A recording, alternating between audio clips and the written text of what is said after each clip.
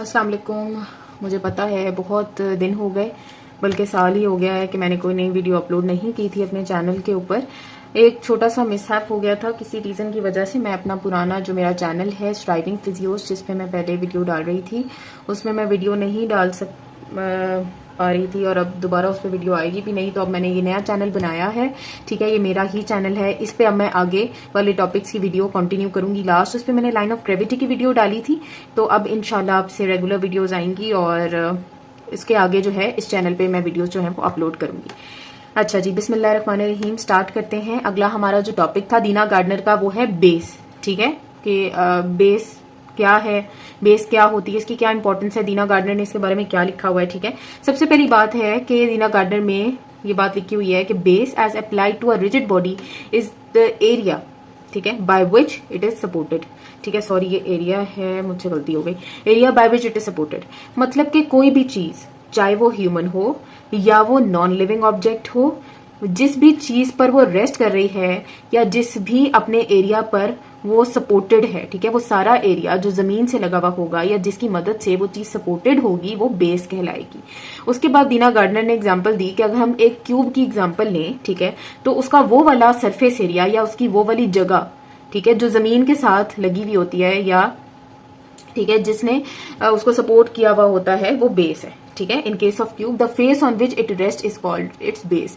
Cube का वो face, उसकी वो जगह जिसपे वो रेस्ट कर रहा होता है या सपोर्टेड होता है, जमीन पर रखा हुआ होता है, ठीक है, वो सारी एरिया, वो सारी जगह, वो सारा एरिया जो जमीन से इन कॉन्टेक्ट आएगा, उसे हम क्या कहेंगे कि वो उसकी बेस है।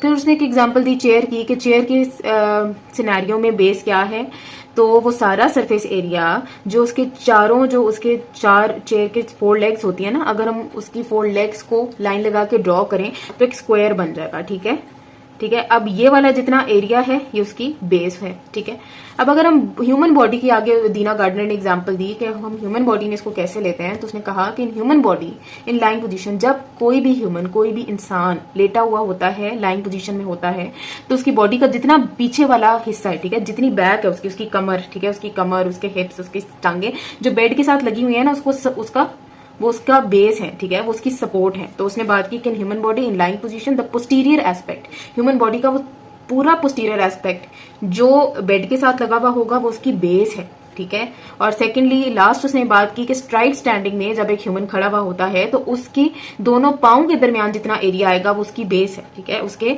दोनों पाँव के दरमियान जितना एरिया है वो उसकी बेस है। ठीक है, तो उसने कहा कि उसकी बेस वाइड कितनी होगी, कितनी चौड़ी होगी, जितने उसके दोनों पाँव के दरमियान में फासला होगा, और उसकी जो बेस है उसकी लंबाई कितनी होगी, जितने उसके जो उसके पाँव हैं, ठीक है, ये जो उसका पाँव है, उसका जो आउटर बॉर्डर है, उसकी स्टार्टिंग पॉइंट से एंडिंग पॉइंट तक उसकी लंबाई होगी। ठीक है, तो in straight standing it is the area as wide as feet and as long as the distance between their outer borders. ठीक है, अब यहाँ पे एक बात करने वाली है कि दीना गार्डनर ने ना सीधी सीधी लाइंस को बहुत ही ट्विस्ट करके लिखा हुआ है। ठीक है, बात सीधी सी होती है और उसने इतनी घुमा घुमा के बात की होती है कि समझ नहीं आती। इसलिए मैं उर्दू में और जितना मैं सिंप्लीफाई कर सकती हूँ चीज़ों को, मैं उतना सिंप्लीफाई कर रही हूँ।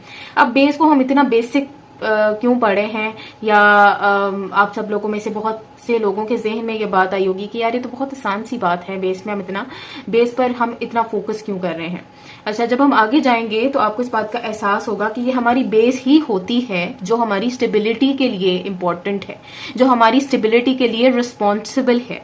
जितनी बेस ज्यादा होगी उतनी स्टेबिलिटी ज्यादा होगी। ठीक है, उतनी ही बॉडी या ऑब्जेक्ट स्टेबल होगा। ठीक है, अगर हमें ह्यूमन बॉडी की स्टेबिलिटी चाहिए तो इट्स इंपॉर्टेंट कि उसकी base of support, base of support भी नाम यूज होता है बेस के लिए, ठीक है, वो ज्यादा हो। जितनी बेस ऑफ सपोर्ट ज्यादा होगी उतनी ही बॉडी स्टेबल होगी, और जितनी ही बेस ऑफ सपोर्ट कम होगी उतनी ही बॉडी जो है वो अनस्टेबल होगी। इसकी एग्जांपल ऐसे ले लेते हैं कि अगर आप बस में सफर कर रहे हो और फॉर इंस्टेंस बहुत रश है या बस बहुत तेजी से जा रही है, तो अगर कोई स्पीड ब्रेकर आता है तो आप एकदम से अगर अपने पाँव दोनों जोड़ के खड़े होंगे ना, कम बेस ऑफ बेस के साथ या कम बेस ऑफ सपोर्ट के साथ खड़े होंगे, तो आप फौरन आगे गिरने लगेंगे। ठीक है, आप फौरन, आपका पाँव अटकता है और आप आगे गिरने लगते हैं, मतलब कि आपका बैलेंस इंपेयर होता है, खराब होता है। लेकिन इसी का अगर हम दूसरा सिनेरियो देखें, अगर आप अपने पाँव खोल के खड़े हैं, मींस थोड़ा सा आपने अपने पाँव को वाइड किया हुआ है या स्ट्राइट स्टैंडिंग में है, तो आपकी बेस ऑफ सपोर्ट ज्यादा है। ठीक है।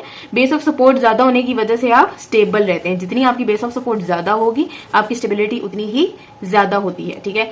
अब मैं बहुत दिनों बाद मेरी एक फर्स्ट वीडियो इंशाल्लाह मैं दोबारा शुरू कर रही हूँ और मेरे नए चैनल पे ये फर्स्ट वीडियो है, तो इंशाल्लाह अब अगली वीडियो इक्विलिब्रियम पे आएगी। जैसे मेरी लास्ट लाइन ऑफ ग्रेविटी वाली वीडियो पर एक आप में से किसी एक ने ये कमेंट किया हुआ था कि नेक्स्ट वीडियो जो है वो इक्विलिब्रियम पे बनाएं प्लीज। तो इंशाल्लाह अब दीना गार्डनर के टॉपिक्स पे बारी बारी में वीडियोस बनाऊंगी और इंशाल्लाह अगला जो है थोड़ा सा हम बड़ा टॉपिक कवर करेंगे। ये छोटा इसलिए था क्योंकि ये दोबारा से कह लें लंबे ब्रेक के बाद स्टार्ट है, ठीक है। तो आप इसको देखिएगा और thank you so much for your concentration, ठीक है। मिलते हैं अगली वीडियो में जिसका टॉपिक होगा इक्विलिब्रियम। अल्लाह हाफिज।